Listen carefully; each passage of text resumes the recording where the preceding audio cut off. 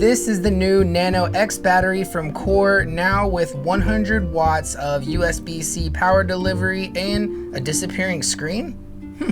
Interesting.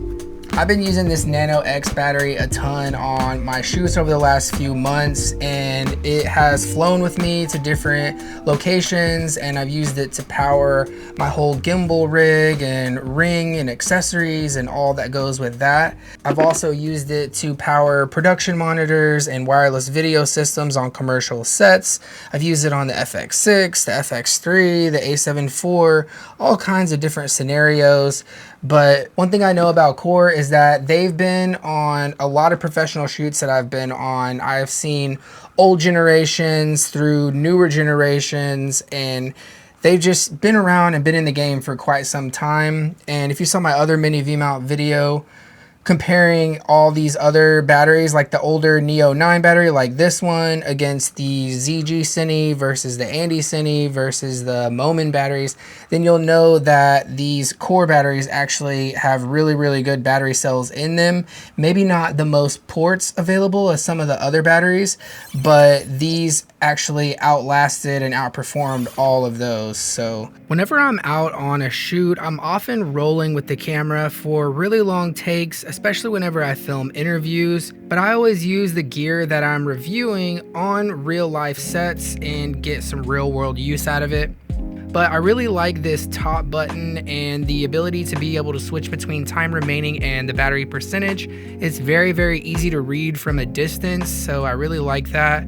I also really like the wraparound LEDs on the battery. It just looks really nice, and you can see your percentage from both of the sides of the battery. And speaking of, if this is our first time meeting, I'm Valencia. I work in television and film, and this channel is all about filmmaking gear tips and tutorials. So if that's something that you're interested in, I'd appreciate it if you subscribe and stick around. My weapons of choice are the Sony Cinema Line FX6 and the FX3, and I use the TILTA cage to be able to run power directly into the FX6, and this setup works really great.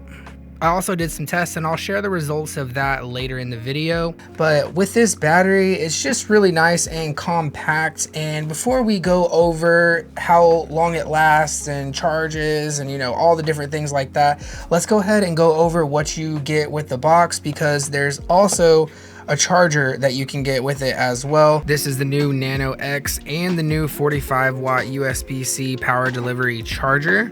You can get the Nano X in V-mount or gold mount. I have the V-mount version. And this thing is super tiny. I can grab it from top to bottom with only 2 fingers. This battery is just under 4 inches tall and weighs only 1.3 pounds or 590 grams. The EMLED display is the first thing that you notice on the battery. When you see it, it's nice and bright. It's a big display too, and very easy to read.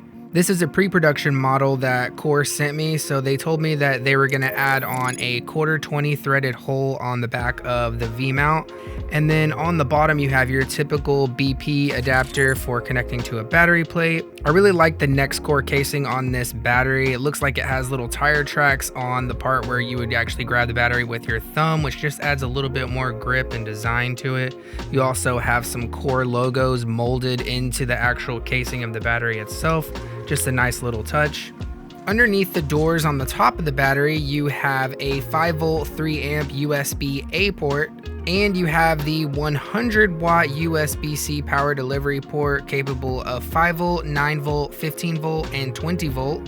And you have a 12-volt D-tap or P-tap port on the top as well. And then you have the 45-watt power delivery brick from Core, and this comes with a high-speed USB-C to USB-C cable and a couple of different adapters for the plug if you happen to live outside the United States. Now onto the test results, so you can get an idea what you can get out of this battery. So with the 45-watt charger, I was able to get a full charge from 0% up to 100 in 2 hours and 15 minutes. And with a 100-watt DJI charger, I was able to get it about 20 minutes faster, just under 2 hours at 114 minutes. I also ran it on the Sony FX6 with a 7-inch small HD monitor at a continuous power draw of 26.5 watts for 3 hours and 15 minutes. I paired up the FX3 with a 7-inch Andy Cine monitor and a Vaxis wireless transmitter. That is a 20-watt power draw, and with that setup, I got 4 hours and 20 minutes all the way until the screen reached 0%. I also tested it on a 15-inch monitor, which is powered through the BP port on the bottom of the battery, and a wireless receiver plugged into it, and I got 4 hours and 43 minutes with that setup. And for the high output test, we put it on the Aperture 60X at 100% brightness. This is a 71-watt power draw. We got 1 hour and 5 minutes.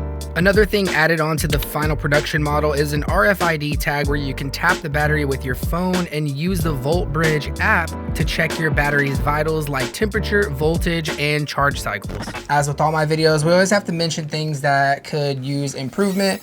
Otherwise, how are things going to get better for us as the end user? So Core did send this battery for me to review, although this video is not sponsored.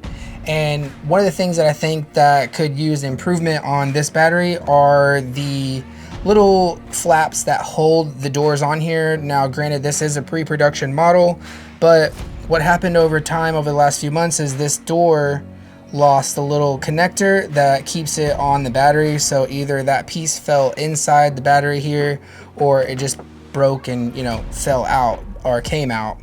But either way, that one came off. The one on the D-tap/P-tap side is doing fine so far, but long term, that's something to look out for. I know on these original Core Neo 9 batteries that I had, that I've been using these for years, and the doors on here are like really rugged, and there's a big plastic flap there, and I've never had any issues with either one of these batteries, and I've used these batteries like 100 times, so no issues there. Also, I think the USB-A port could have had some other opportunities to do 9 volt or 12 volt, you know, outputs instead of just the typical 5 volt. So you could get continuous power supply for 2 items instead of just only 1. So once again, Core is innovating with their new small compact Nano X batteries. I really like the wraparound LEDs, USB-C power delivery, and the disappearing screen act that they have here. Just one less thing to worry about damaging on the battery, and then you still have your runtime as well whenever it's on the camera. So if you're interested in picking any of this up, I'll have links to everything down in the description below. Shoot for the stars, and I'll see you guys very soon in the next video.